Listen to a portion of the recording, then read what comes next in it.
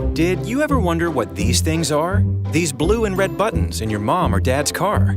Now, most button pushes are for grown-ups to do. But keep on watching and we'll share how they're used. When either button is pushed, you'll be delighted to find a helpful advisor like me on the line. I work for Onstar, and my name is Dan. As an advisor, I give drivers a hand. Dad's lost and needs directions? Flat tire needs fixing? With a blue button push, we'll be there to listen.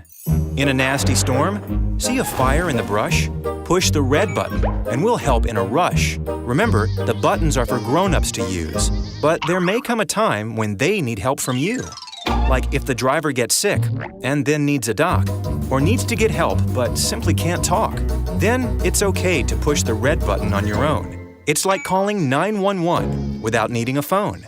When you push the red button, you'll hear a voice like mine. It comes through the radio, asking if everything's fine.